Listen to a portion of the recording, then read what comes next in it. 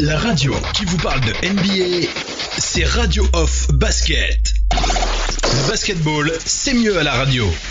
Bonsoir à tous ou bonjour si vous écoutez ce podcast demain matin. On se retrouve après la victoire des Raptors face au Magic sur le score de 109-99. Un match plutôt maîtrisé par nos Raptors qui ont réalisé une grosse première mi-temps et ensuite n'ont jamais été repris par le Magic qui fait une bonne deuxième et les Raptors qui ont plutôt géré. Avec moi pour parler de ce match dans Dino Talk, l'après-match, Patrick Bizindavi de Radio-Canada. Salut Patrick. Salut Mike, ça va bien? Ça va et toi? Oui, ça va très bien. Je suis content des résultats. Content des résultats avec la défaite en plus des Lakers ce soir. Oui, c'est ça, hein, c'est plein de surprises. Plein de surprises. Alors, pour reparler rapidement de ce match, avant d'aborder les points positifs comme on fait à chaque fois, juste je voulais une réaction à chaud de ta part. Quel est ton sentiment après ce match?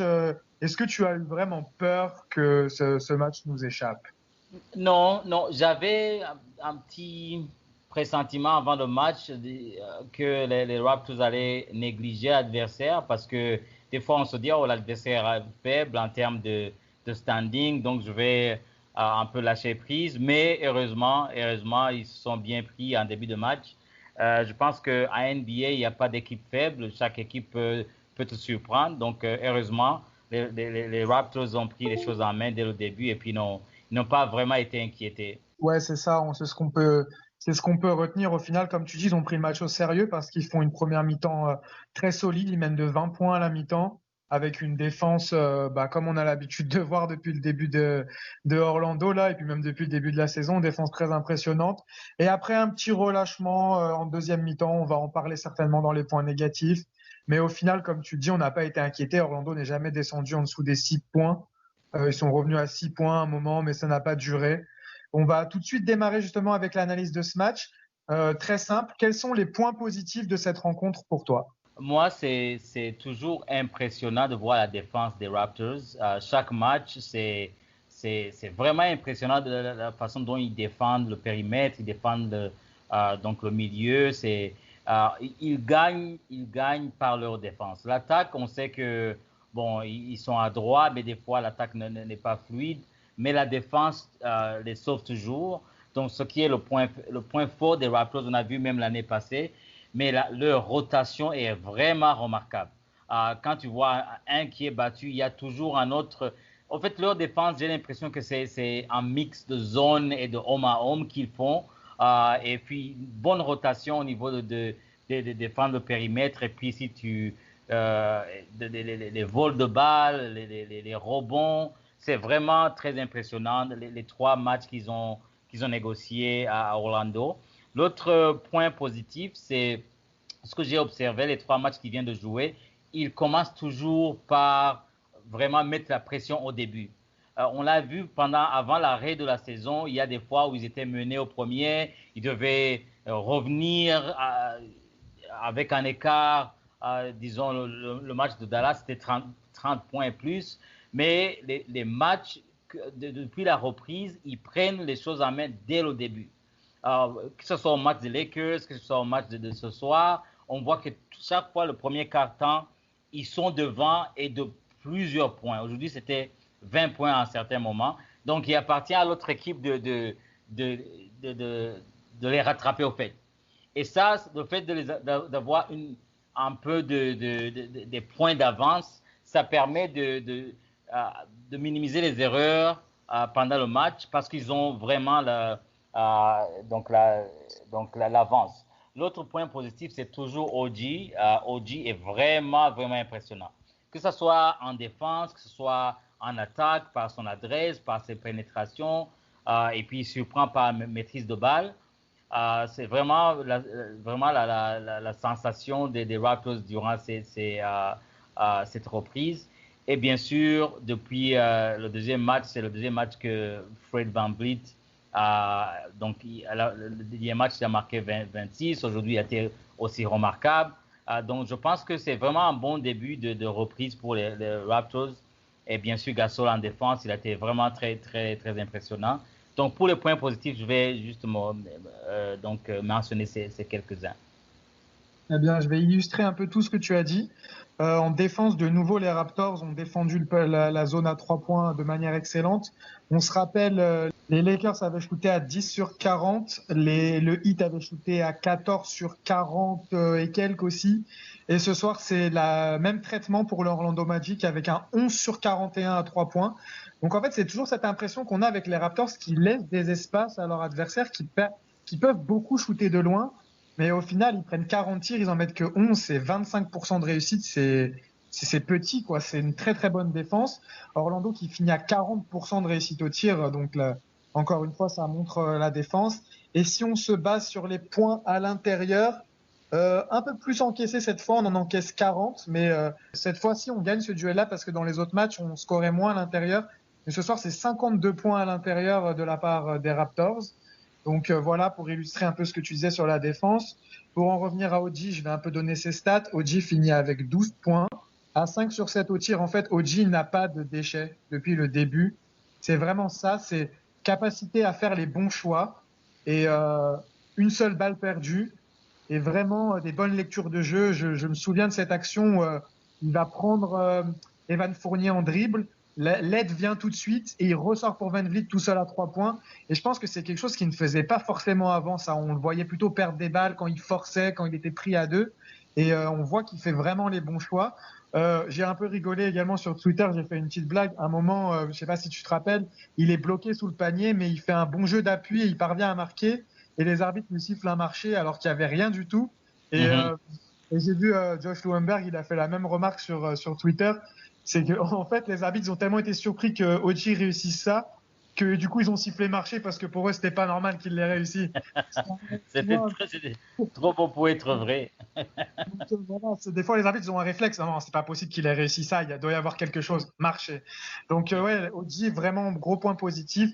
Et comme tu dis, Fred VanVleet qui finit avec 21 points, 10 passes. Ça fait déjà 2 matchs qu'il est à 10 passes ou plus, parce qu'il avait fait 11 passes dans le tout premier match. Lui qui a souvent été pointé du doigt pour son manque de création, on voit qu'il a remédié à ça. À noter également le plus-minus de OG qui a plus 17, c'est le plus gros de l'équipe. Ouais. Ça témoigne de sa grosse défense, comme tu disais, vraiment impressionnant, comme d'habitude. Et parmi les points positifs aussi, on peut noter le retour en forme de Norman Powell. Norman Powell qui signe 14 points, 5 sur 10 au tir et 3 sur 6 à 3 points surtout. Son tir de loin est revenu. Et on l'a vu agressif vers le panier. C'était le cas dans les matchs précédents, mais il avait du mal à la finition. Ce soir, il s'est pas posé de questions, il a fini au dunk, comme ça, on n'a pas besoin de réfléchir si ça finit. À un moment, il a raté un lay-up, mais bon, on peut pas tout marquer non plus. C'est des tirs compliqués souvent. Donc, je pense qu'on a fait le tour de ces points positifs. La défense avec Marc Gasol une nouvelle fois qui avait Vucevic dans sa poche, comme on dit.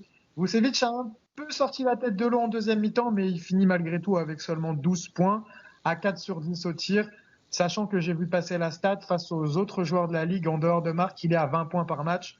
Donc malgré tout, c'est encore une très bonne défense sur Vucevic. On a vu Aaron Gordon qui a fait un bon passage mais qui s'est blessé malheureusement. Aaron Gordon, il finit à 9 points, mais pareil, il est à 3 sur 9 au tir. Au final, le bon travail de la défense des Raptors, je vois aucun joueur du Magic qui est à 50% de réussite. Aucun. Aucun. C'est vraiment très bien défendu, vraiment. Les remplaçants Wes Iwundu et Gary Clark qui sont un peu les deux surprises, mais au final ils ont complètement bloqué les joueurs adverses. Evan Fournier finit à 4 sur 11 au tir avec 15 points, donc très bon travail défensif comme tu l'as souligné. Vois-tu un autre point positif ou est-ce qu'on passe au point un peu plus négatif pour ce soir? Bon, c'est une victoire, c'est positif. Donc, 3 matchs, 3 victoires, c'est quand même...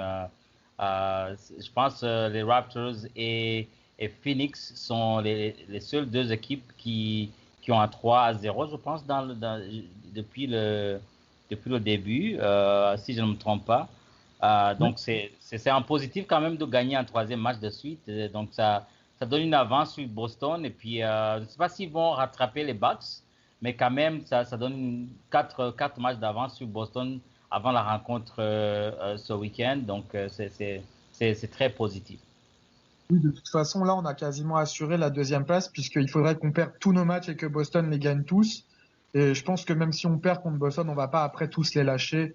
Il y a les Grizzlies qui arrivent, qui sont en très mauvaise posture. Il me semble qu'on a un match contre Brooklyn aussi, si je me trompe pas. Je suis pas sûr. J'ai un doute. Bon, en tout cas, je pense pas qu'on va tous les laisser filer, donc on peut dire que la deuxième place est assurée. Maintenant, on va revenir un peu sur pas ce qui est négatif, mais qu'est-ce qui aurait pu être mieux dans ce match selon toi?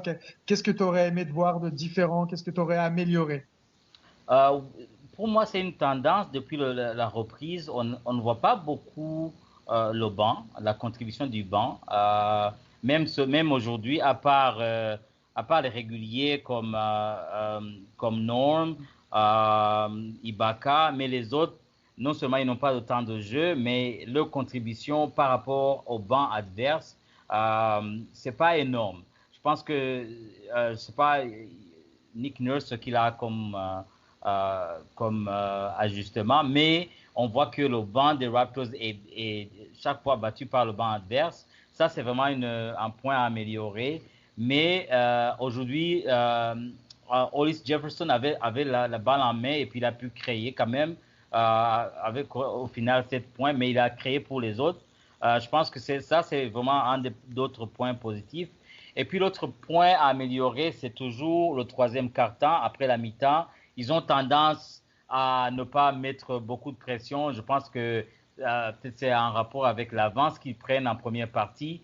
Mais je vois de plus en plus qu'en deuxième mi-temps, en deuxième partie, ils commencent à aller doucement et là, donc l'équipe adverse reprend. Mais à la fin, ils ont tellement d'avance et puis ils se reprennent en défense qu'ils parviennent à gagner le match. C'est les deux points que j'ai remarqués, mais sinon, j'aurais aimé avoir plus d'avance et plus de contributions. Depuis la reprise, on voit Chris Boucher, il joue vraiment quand le match est déjà fini. Et puis, sa contribution est quand même très bien. Mais je sais que d'un match à l'autre, ça peut être différent. Donc, il peut avoir plus de contributions en match suivant. Mais le banc des Raptors est des fois pris au dépourvu par rapport au banc des équipes adverses. Et puis le troisième quart-temps. C'est les deux points que je vois qu'il y a des choses à améliorer. Mais sinon, quand même, on ne peut pas se lamenter. C'est une victoire. Tout à fait. Je vais un peu étayer ce que tu as dit par rapport au retour troisième quart-temps. On a Marc Gasol et Nick Nurse qui se sont exprimés là-dessus tout à l'heure dans la conférence de presse d'après-match. Gasol allait un peu dans ton sens en disant que ils avaient beaucoup d'avance et ils se sont peut-être un peu relâchés. Et Nick Nurse, par contre, lui soulignait le fait que en fait, ils étaient revenus avec beaucoup d'énergie, mais le coach adverse a mis un super bon système en place pour redémarrer le match. Et en fait, il a réussi à redynamiser son équipe. Et ce qui n'a pas été le cas du coup des Raptors, qui après cette première bonne défense se sont un peu relâchés. Et moi, je voulais souligner un peu, en fait, les Raptors ont été à l'image de Pascal Siakam, qui fait une très grosse première mi-temps et qui a été vraiment, comme on dit, je ne sais pas comment le traduire en français, sloppy en deuxième. Il perd beaucoup de ballons, il perd 7 ballons ce soir, Pascal. Mais malgré tout, en fait, voilà, il est à l'image de l'équipe parce qu'il est un peu sloppy, mais il trouve le moyen quand même de mettre le tir à 3 points à un moment en contre-attaque, en première intention, qui remet de nouveau la tête sous l'eau au Magic. Donc un match quand même bien de Siakam avec 15 points, 6 rebonds, mais c'est 7 pertes de balles et son 2 sur 7 de loin, ça me dérange un petit peu. Mais après, l'avantage de cette équipe, c'est comme on dit tout le temps, c'est qu'il n'y a pas besoin que tout le monde soit dans un grand soir en même temps. On a un scoring équilibré ce soir. On a quand même 6 joueurs à plus de 10 points. C'est quand même, on retrouve, ouais. on retrouve les bases des Raptors depuis janvier. En fait, quand ils ont démarré leur série, c'était la meilleure équipe de la NBA depuis janvier lors de la coupure. Et je me rappelle qu'on se faisait déjà la remarque que ça venait de partout. Kyle Lowry ce soir fait un match discret, mais il finit à 8 points, 9 rebonds, 10 passes. Alors qu'on a l'impression qu'on l'a pas trop vu. Il a rapidement eu 4 fautes. Au final, comme tu dis, on va pas faire les fines bouches parce que de toute façon, c'est une troisième victoire en 3 matchs. On est les seuls avec les Suns. On est les seuls à l'Est et avec les Suns dans toute la NBA à afficher un tel bilan en ayant en plus affronté pas des adversaires faibles puisqu'on a affronté les Lakers et le Miami Heat. Donc c'est de bonne augure. On va voir ce que ça va donner contre Boston dès vendredi. C'est un match que j'attends beaucoup et je pense que toi aussi. Ah, absolument, absolument. Et surtout la façon de Nick Nurse il prépare le match. Chaque match est différent. Chaque match, la stratégie est différente. Et puis, je pense que toute la NBA, c'est pareil. Mais c'est impressionnant de voir la défense qu'ils mettent en place. Tu vois, Anthony Davis, il a pas réussi à marquer contre les Raptors. Et le match suivant, il éclate.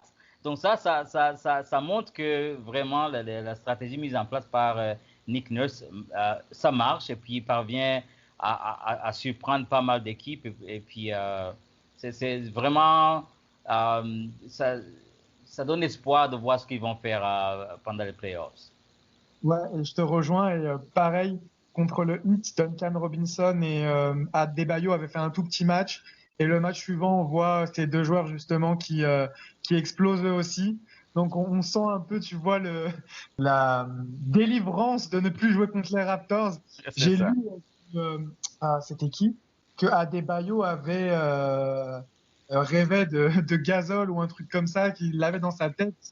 Et ça montre à quel point ouais, c'est comme Vucevic quand on voit cette année qu'il n'y arrive pas face aux Raptors. Quand il voit Gasol, on sent qu'il est en première mi-temps. À un moment, il balance une passe en touche, quoi. C'est ça. À quel point il n'est pas serein face à Marc Gasol et face à la défense des Raptors en général. Moi, je pense qu'on a fait le tour. Est-ce que tu vois autre chose? Non, je suis vraiment content de la prestation des Raptors à ce retour. Et on voit le focus. Et je pense que le fait qu'ils aient gagné la coupe l'année passée, ça a changé la mentalité. Maintenant, ils ont plus de focus, ils sont plus sérieux, ils prennent les matchs au sérieux. Et puis, on voit que vraiment, ils veulent vraiment gagner. Et aujourd'hui, c'était peut-être une petite idée de l'équipe qu'ils vont rencontrer au premier tour des playoffs. Donc, ça va être probablement Orlando, qui a aussi eu des blessures. Donc, c'était un coup dur pour eux quand même. Donc là, aujourd'hui, on a une idée de ce que pourrait être le premier tour des playoffs. Ouais, très bien, c'est une bonne conclusion. A priori, on n'a pas trop de soucis à se faire. Ouais. C'est ce que je pense. Parfait. Eh ben, merci Patrick. Je vais te souhaiter une bonne nuit et on se retrouve très prochainement sur Dino Talk, que ce soit la grande émission ou les petites, pour analyser tout ça, présenter. Et comme on dit lorsqu'on se quitte toujours, let's go Raptors. Lowry for three. Bang! Oh, it's over! It's over, ladies and gentlemen!